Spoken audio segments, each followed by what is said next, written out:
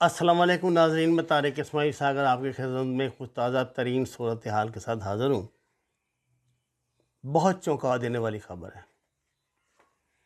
मुझे नहीं पता अभी तक ये मीडिया में फ्लैश हुई है या नहीं। मेरे ज़राए बराह रास्त मुझे ख़बर दे रहे हैं, पाकिस्तान का एक डेलीगेशन स्पीकर कौमी असम्बली जनाब असद कैसर की क़यादत में अफ़गान हुकूमत की दावत पर काबुल गया था।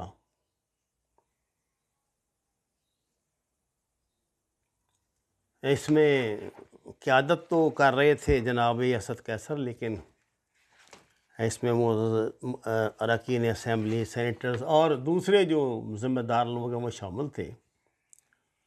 लेकिन तालिबान ने काबुल एयरपोर्ट से ही इस फ़्लाइट को वापस पाकिस्तान भिजवा दिया है। ये डेलीगेशन अफ़गान हुकूमत की यानी अशरफ गनी की दावत पर गया था, क्योंकि पाकिस्तान ने हाल ही में ग़ुलाम मोहम्मद बॉर्डर खोला है और इस तरह उधर वज़ीरिस्तान से भी पाकिस्तान में चाहता था कि आमदोरफ़्त का सिलसिला शुरू हो। शायद इस हवाले से ये कोई तकरीब थी या कुछ ऐसी सूरत हाल थी। बहरहाल उनको पाकिस्तान वापस भेज दिया गया। देखिए नाज़रीन कराम, हमारा अलमिया क्या है? हमारा अलमिया ये है कि अभी तक हम इस काबिल ही नहीं हो सके कि हम अपने तौर पे कोई बड़ा फ़ैसला करके उस पे कायम रह सकें। जहाँ तक ताल्लुक़ है तालिबान का, तालिबान ये बात जानते हैं कि जिस तरह पाकिस्तान उनके लिए नागुज़ीर है, इस तरह वो भी पाकिस्तान के लिए मौजूदा सूरत हाल में नागुज़ीर है। उन्होंने अपनी ताकत मनवाई है, अपने आप को मनवाया है और उनका बुनियादी स्टांस ये है कि जो मुज़ाकरात हमारे अमेरिका के साथ हुए हैं, उसमें अमेरिका ने बतौर स्टेट हमें इनवाइट किया, अमारात इस्लामिया को। अशरफ गनी हुकूमत के साथ बराह रास्त मुज़ाकरात सदर ट्रंप ने नहीं किए।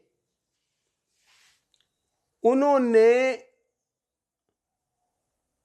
मुज़ाकरात ही पाकिस्तान ने तालिबान की इस शर्त के बाद अरेंज किए थे। देखिए ना, तालिबान क्या कहते थे कि पहले अमेरिका यहाँ से निकले, उसके बाद बात करेंगे। बड़ी मुश्किल से पाकिस्तान ने उनके रवैये में कोई लचक पैदा की, तो उन्होंने फिर कहा कि जब अमेरिका यहाँ पर आया तो तालिबान की हुकूमत थी, तो हम ही मजाज हैं अमेरिका से गुफ्तगू के, बाकी स्टेक होल्डर हैं, उनकी हैसियत स्टेक होल्डर से ज़्यादा नहीं, वो बतौर ऑब्ज़र्वर वहाँ बैठ सकते हैं, शिरकत कर सकते हैं। जिस तरह के पाकिस्तान वहाँ बैठा, जिस तरह के चीन बैठता रहे मुज़ाकरात में, जिस तरह की अब रूस बात करता है। अब मायदा तय पा गया पाकिस्तान की मदद से, पाकिस्तान की मदद तय पा गया, ये बात तय पा गई कि दो बंदों के दरमियान मुज़ाकरात हुए हैं। एक स्टेट ऑफ यूनाइटेड स्टेट है, एक स्टेट ऑफ अमारात इस्लामिया अफ़गानिस्तान है। जो 1 मई की डेट थी और उससे पहले के जो भी इक़दामात थे और उसके बाद के जो इक़दामात हैं, ये भी तालिबान के अमेरिका के साथ तय पाए थे। अशरफ गनी बेचारे का तो साथ कोई नहीं था। अशरफ गनी तो एक स्टेक होल्डर है, जैसे दूसरे हैं जितने वहाँ को दर्जनों तो स्टेक होल्डर हैं वहाँ अफ़गानिस्तान के पे इक़्तिदार के दावेदार। आपको पता वहाँ तो 20-20 फुट के फासले पर एक एक हुकूमत बनी हुई थी जब ये तालिबान नहीं थे वहाँ। ये तो उन्होंने तो वहाँ अपने अपने जो एरिया थे, वो जो लैंड वहाँ के जो वार लॉर्ड थे उन्होंने बनाए हुए थे। अब तालिबान ये कहते हैं कि जब पाकिस्तान के कहने पे हमने मुज़ाकरात कर लिए, हो गया, और अब आके सदर जो बाइडन अपने ज़ुबान से भी फिर गया है, इसके बावजूद हम अपनी बात पे कायम हैं और पाकिस्तान को भी अपनी बात पे कायम रहना चाहिए, क्योंकि ये मुआहदा हमारे दरमियान पाकिस्तान की मुआवनत से हुआ था। देखिए असूली बात है ना जी। पाकिस्तान का मसला क्या है? पाकिस्तान का मसला ये है कि कभी पाकिस्तान का कोई अपना स्टांस रहा ही नहीं। हम तो गिरगिट की तरह रंग बदलते हैं, जिधर से डर लगा उस तरफ चले गए, जिधर से थोड़ा रिलीफ मिला फिर उस तरफ चले गए, फिर उस तरफ चले गए।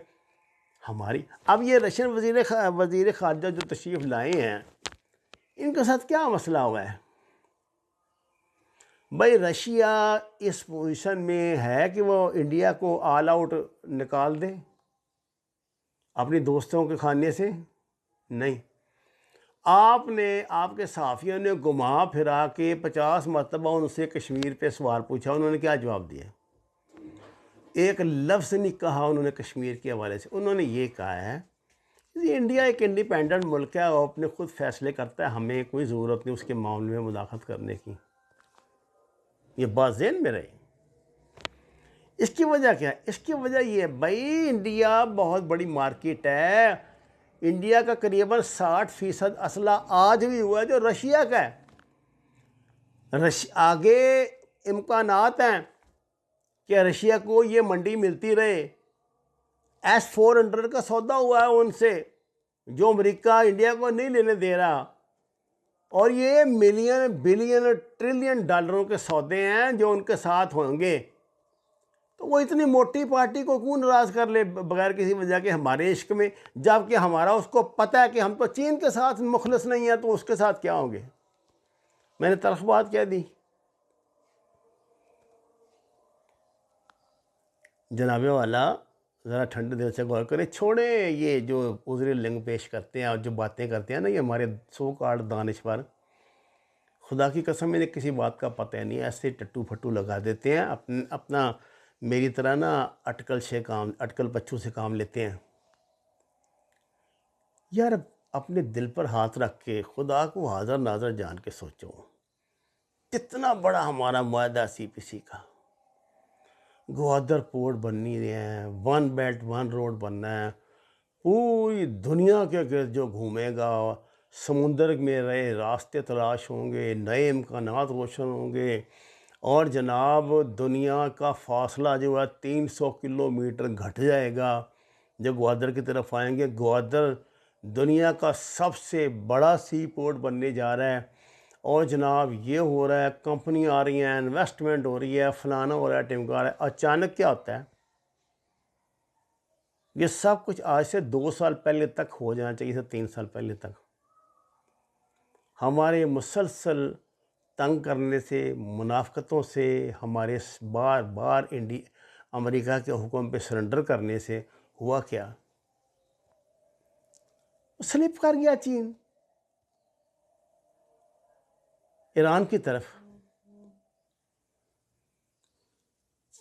ईरान के पास चीन को क्या ज़रूरत थी जाने की यार? ग्वादर के होते हुए चाबहार को क्यों उसने पंगा ले लिया? और कोई मामूली लिया, $400 बिलियन इन्वेस्ट किए हैं तुम्हारे पास उसने।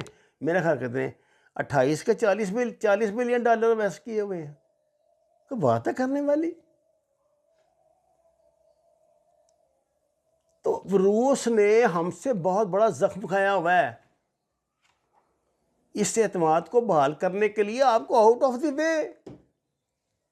खुल के आना पड़ेगा क्रीज पर।